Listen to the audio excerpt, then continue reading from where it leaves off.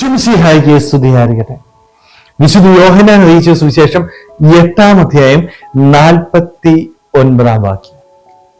ഞാൻ എൻ്റെ പിതാവിനെ ബഹുമാനിക്കുന്നു. ഈശോ പറയുന്ന വാക്കുകളാണ്. ഈശോയുടെ ജീവിതം നമ്മളൊന്ന് വിലയിരുത്തി കഴിഞ്ഞാൽ കൃത്യമായിട്ട് നമുക്ക് മനസ്സിലാക്കാൻ പറ്റും. ഈശോ പറഞ്ഞ കാര്യം ചെയ്ത് കാണിച്ചു തന്നിട്ടുണ്ട് അല്ലെ. അവൻ ഈ ഭൂമിയിലേക്ക് വന്നത് പിതാവിന്റെ ഇഷ്ടം നിറവേറ്റാനായിട്ടാണ്. ജീവിതത്തില് ബലഹീനതകൾ ഉണ്ടായിരുന്നപ്പോൾ പോലും പിതാവിന്റെ ഇഷ്ടത്തിന് പൂർണ്ണമായിട്ട് സമർപ്പിച്ച വ്യക്തിയായി ഈശോ അല്ലെ. യെസ്മനിയിൽ പ്രാർത്ഥിക്കുമ്പോൾ എന്താ, പിതാവേ കഴിയുമെങ്കിൽ ഈ ഒരു പാനപാത്രം എന്നിൽ നിന്ന് നീങ്ങിപ്പോകട്ടെ, എങ്കിലും എന്റെ ഇഷ്ടമല്ല അങ്ങയുടെ ഇഷ്ടം നിറവേറട്ടെ. പിതാവിന്റെ ഇഷ്ടത്തിന് തന്നെ സമർപ്പിച്ച് കടന്നുപോയ വ്യക്തി, പിതാവിനെ ബഹുമാനിക്കുന്ന വ്യക്തി. അതായിരുന്നു ഈശോയുടെ ജീവിതം എന്ന് പറയുന്നത് അല്ലെ. തന്റെ അവസാന തുള്ളി രക്തം വരെ ചിന്തിയത് തന്റെ പിതാവിനോടുള്ള സ്നേഹത്തെ പ്രതിയാണ്. സ്നേഹമുള്ളവരെ, ഈ ഒരു വചനം ഇന്നത്തെ ഈ ലോകത്തില് ഏറ്റവും പ്രധാനപ്പെട്ടതാണ്.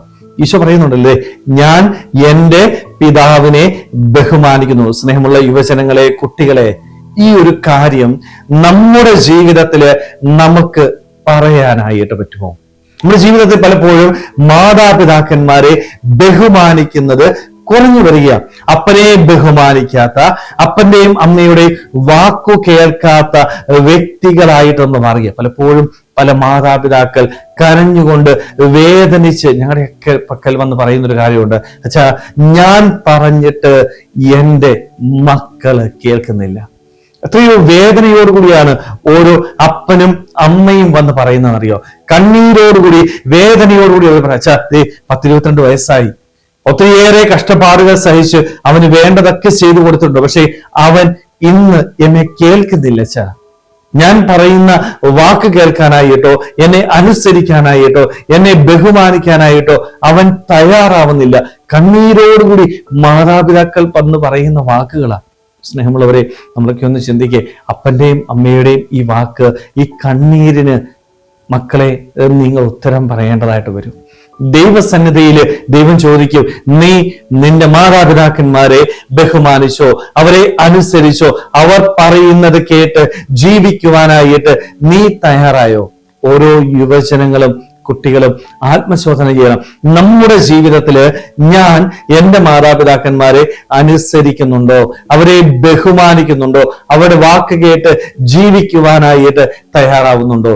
ഇല്ല എങ്കിൽ ഒന്ന് ഓർക്കുക, ഉറപ്പായിട്ടും ദൈവസന്നിധിയിൽ നമ്മൾ കണക്ക് ബോധിപ്പിക്കേണ്ടതായിട്ട് വരും. ഒരപ്പനും ഒരമ്മയ്ക്കും തന്റെ മക്കളെ ശപിക്കാനായിട്ട് സാധിക്കത്തില്ല. പക്ഷെ അപ്പന്റെയും അമ്മയുടെയും കണ്ണ് നിറയുമ്പോൾ ആ കണ്ണീര് എനിക്ക് ശാപമായിട്ട് മാറും. ദൈവസന്നിധിയിൽ ആ കണ്ണീരിന് ഞാൻ വില കൊടുക്കേണ്ടതായിട്ട് വരും. സ്നേഹമുള്ള യുവജനങ്ങളെ, കുട്ടികളെ, ഉറപ്പായിട്ടും നമ്മുടെ ജീവിതത്തിൽ ഈ ഒരു ശാപം നമ്മൾ ഏറ്റുവാങ്ങിക്കരുത്. അതുകൊണ്ട് നമുക്ക് നമ്മുടെ മാതാപിതാക്കന്മാരെ ബഹുമാനിക്കാം. ഈശോയെ പോലെ പറയാൻ പറ്റണം, ഞാൻ ജീവിക്കുന്നത് എൻ്റെ അപ്പന് വേണ്ടിയാണ്, എൻ്റെ അമ്മയ്ക്ക് വേണ്ടിയാണ്, അവരുടെ വാക്ക് കേട്ട് അവരുടെ ഇഷ്ടം നിറവേറ്റാനായിട്ടാ ഞാൻ വളരുന്നത് എന്ന് സന്തോഷത്തോടുകൂടി പറയുവാനായിട്ട് സാധിക്കണം. സ്നേഹമുള്ളവരെ, അതുകൊണ്ട് നമ്മുടെ ജീവിതത്തിൽ നമുക്കും നമ്മുടെ മാതാപിതാക്കന്മാരെ സ്നേഹിക്കാം. മാതാപിതാക്കന്മാരുടെ വാക്ക് കേട്ടുകൊണ്ട് ഈ ഭൂമിയിൽ അവരെ മഹത്വപ്പെടുത്തി, അവരെ സ്നേഹിച്ച് സന്തോഷത്തോട് ജീവിക്കുവാനായിട്ട് നമ്മൾ ഓരോരുത്തർക്കും ആത്മാർത്ഥമായിട്ട് ആഗ്രഹിക്കും, പരിശ്രമിക്കാം. ദൈവം നമ്മളെല്ലാവരെയും സമൃദ്ധമായിട്ട് അനുഗ്രഹിക്കട്ടെ. ആമേൻ.